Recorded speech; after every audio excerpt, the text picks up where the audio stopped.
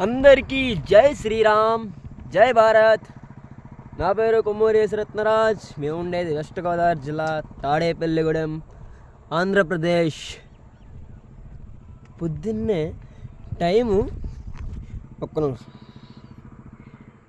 Time 7:20 అవుతుంది. మంచు చూసారా ఎలా ఉందో, చుట్టూరా మంచు.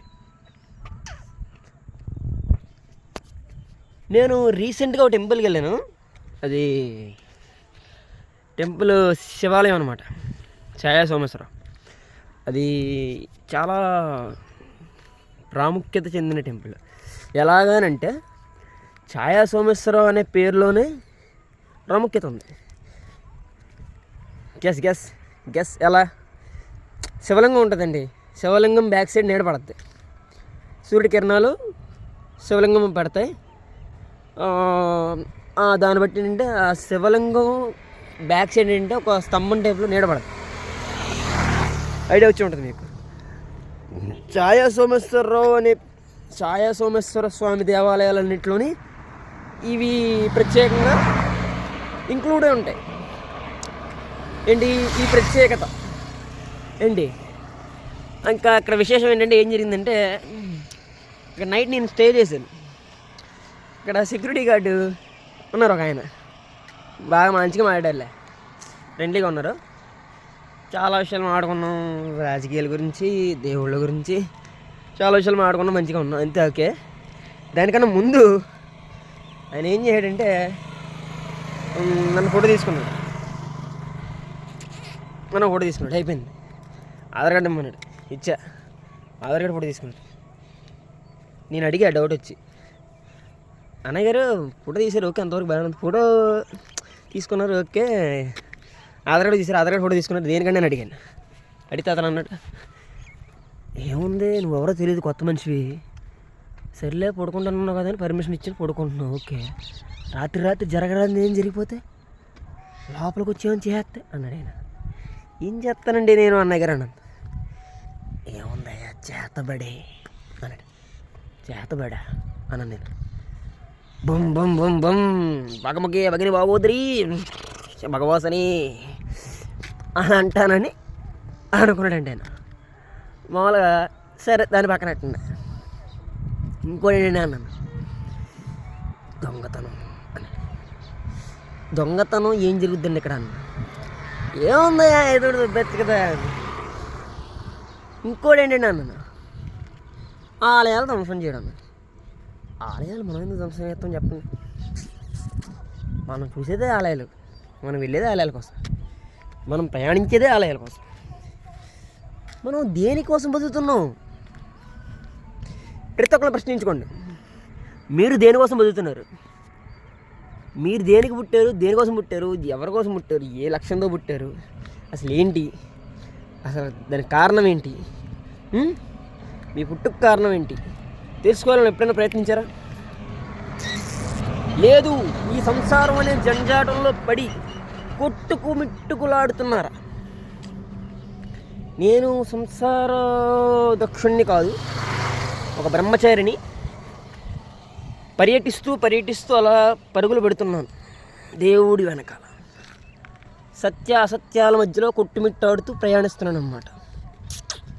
ఇది జరిగింది అక్కడ. నేను ఒక ఫన్నీగా చెప్పాను.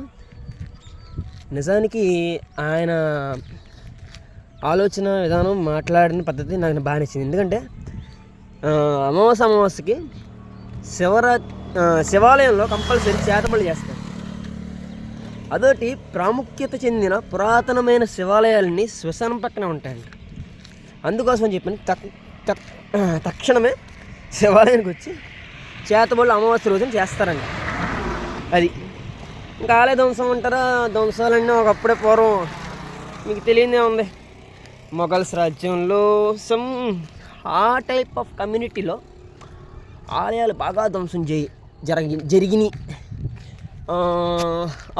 అప్పుడు కట్టిన రాజులు ఆలయాలు ధ్వంసం అవ్వడంతో మళ్ళీ పునర్నిర్మించుకోవడం అలాగా చేసుకుంటూ వచ్చారు. ఇప్పుడు లేదులేండి అంత. ఇప్పుడు పర్లేదు, మనం పూజించుకోవడం కోసం, కొలుచుకోవడం కోసం దేవాలయాలు మనకంటూ కొన్ని ఉన్నాయి.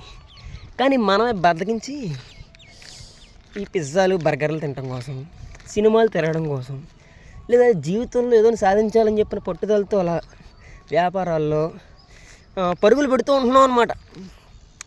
దేవుని గురించి ఆలోచిస్తున్నాం కానీ ఎంతవరకు అనేది కొంతవరకే. దేవుడు పరిమితం అయిపోకూడదండి, దేవుడే మనకు లోకం అయిపోకూడదు. అలా అయిన రోజున ప్రపంచమంతా ప్రేమమయం, మొత్తం అంతా దైవత్వం, ఎవరు ఏమన్నా పట్టించుకోకుండా ప్రశాంతంగా ఉన్నదే ధ్యానం. ఏదో నాకు అనిపించింది, నాకు తోచింది, నోటికొచ్చింది మాట్లాడేస్తున్నాను. మీరేమని అనుకోండి. జై శ్రీరామ్, జై భారత్.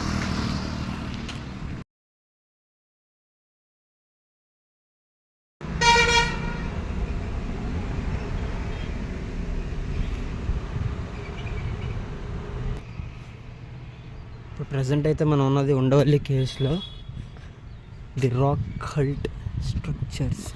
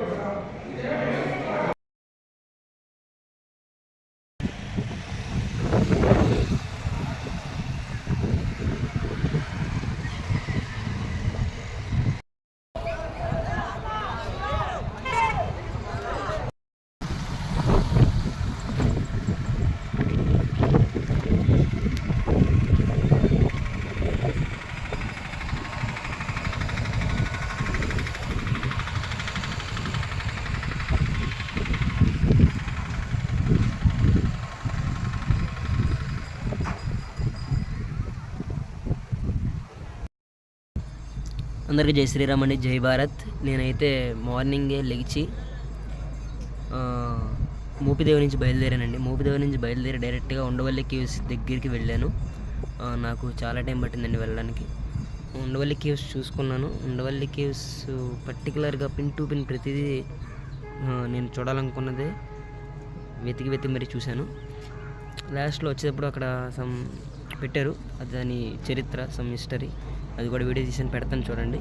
ఇక్కడ ఏంటంటే సమ్ ఆ రాజ్యంలో ఆ రాజుల పరిపాలనలో ఆలయం అలా నిర్మించడం జరిగింది అని చెప్పాను అందులో రాశారు. అది చూడండి మీరు ఒకసారి. ఇంకోటి అండి, ఇక్కడ ఈ ఉండవల్లి కేవ్స్ గురించి మనం మాట్లాడుకుంటే ఇక్కడ 3 మతాలు కలగలిసి ఉంటాయండి. హిందూ మతం ఒకటి, అదే మనం మతం అంటాం కన్నా ధర్మం అంటాం మంచిది. హిందూ ధర్మానికి సంబంధించిన దేవతల విగ్రహాలు, ఆ మూర్తుల శిలలు చెక్కి ఉంటాయి. రెండోది బుద్ధిజానికి సంబంధించిన కొన్ని శిలలు కూడా, శిల్పాకృతులు కూడా చెక్కి ఉంటాయండి. జైనిజానికి కూడా సంబంధించిన కొన్ని శిల్పాలు చెక్కి ఉంటాయి. మీరు పర్టికులర్గా నేను తీసిన వీడియోలో గమనించండి. ఈ 3 మతాలకు సంబంధించిన 3 ధర్మాలకు సంబంధించిన శిలలు, శిల్పాకృతులు చెక్కబడి ఉన్నది కాబట్టి అది ఉండవల్లి కేవ్స్. ఇంకోటి ఏంటంటే ఇక్కడ ఒక ప్రశ్న ఏంటంటే, ఏది ముందు ఏది వెనక?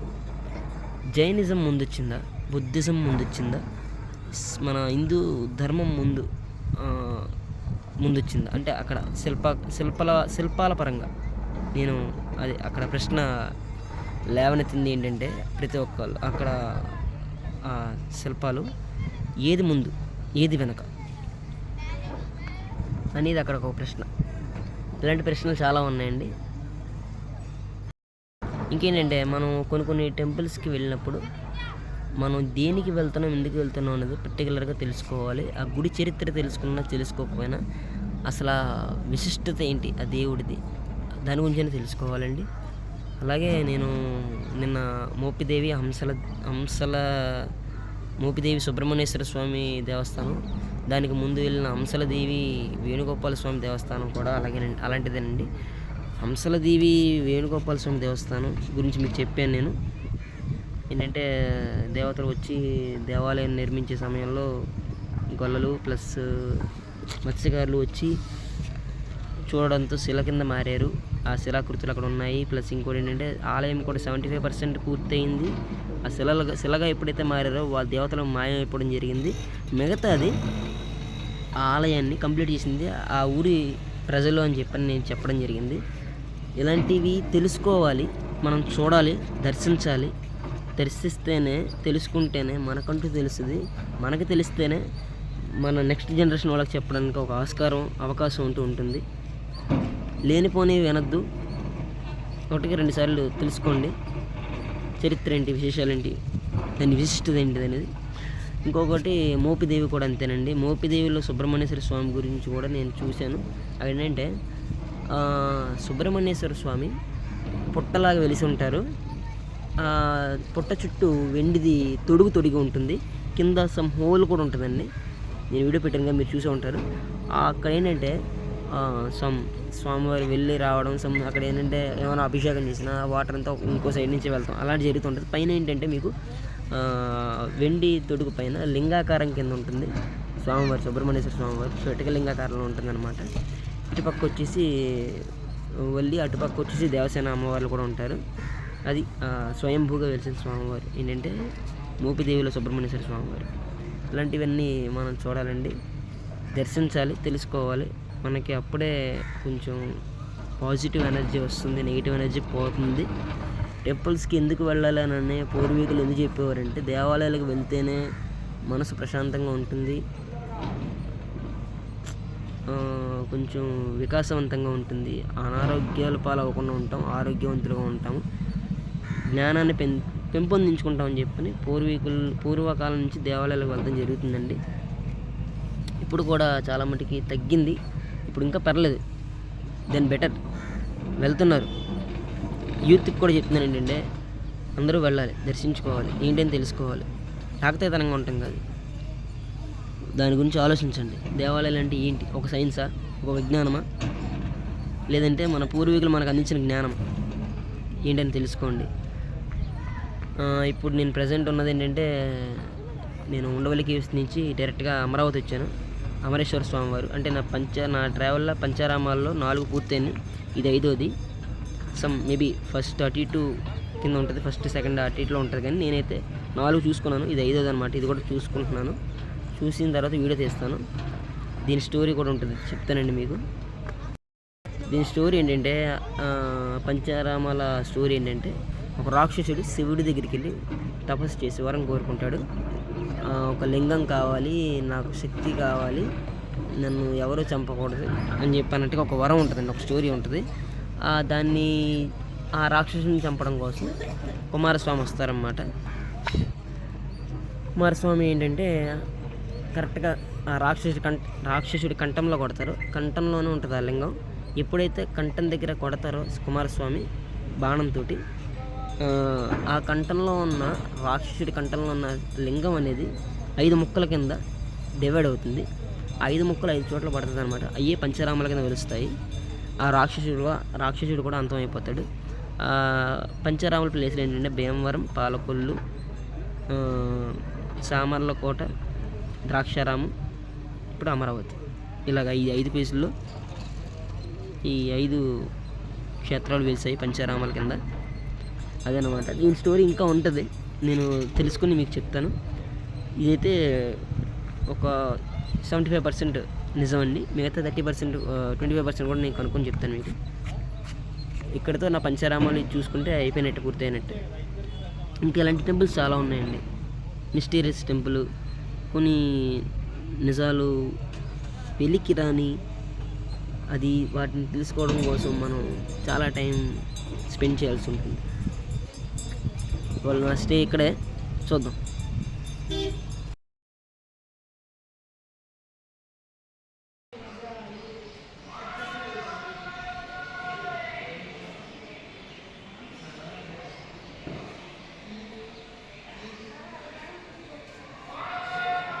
ఇప్పుడు మనం శ్రీ అమరావతిలోని అమరేశ్వర స్వామివారి దేవస్థానంలో ఉన్న పంచారామాల్లోని 5వది.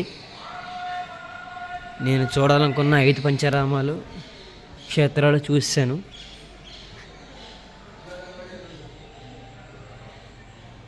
ఈ 12 జ్యోతిర్లింగాలు. ఆలయం అయితే ఇదేనండి. మీకు ఇక్కడ నుంచి వస్తే గోపురం కనిపిస్తుంది, దగ్గరికి వెళ్తే తీస్తాను. ఇది వేణుగోపాల స్వామివారి దేవస్థానం, క్షేత్రపాలకుడైన దేవస్తంభం. స్వామివారి లోపల మూల విరాట్. ఇందులో దీని స్టోరీ అనుకుంటా రాశారు.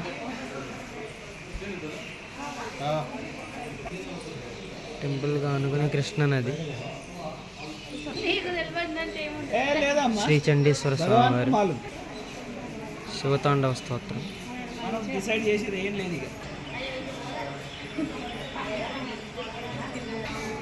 ధ్వజస్తంభం స్వామివారి.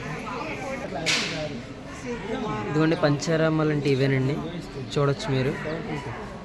నేను చెప్పిన 5 క్షేత్రాలు చూడండి. మధ్యలోది అమరేశ్వర స్వామివారు అమరావతి, ఇటుపక్క ఏమో సోమేశ్వర స్వామివారు భీమవరం, అటుపక్క క్షీర రామలింగేశ్వర స్వామివారు పాలకొల్లు. ఇటు వచ్చేసి శ్రీ కుమార భీమేశ్వర స్వామివారు సామర్లకోట. ఇది వచ్చేసి శ్రీ ద్రాక్షారామం భీమేశ్వర స్వామివారు. దక్షారామము అది ఏంటంటే ద్రాక్షారామం కింద పేరు మారింది. శ్రీ బాల చాముండి అమ్మవారు.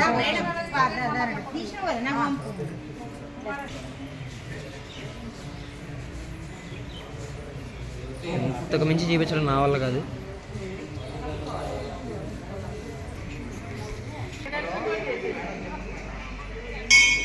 టోటల్ టెంపుల్ అండి అమరావతిలోని అమరేశ్వర స్వామివారి దేవస్థానం, పూర్తి దేవాలయము. శ్రీ కోసలేశ్వర స్వామివారు, శ్రీ వీరభద్రస్వామి వారు కళ్యాణ మండపము, నాగదేవత, రాజగోపురం,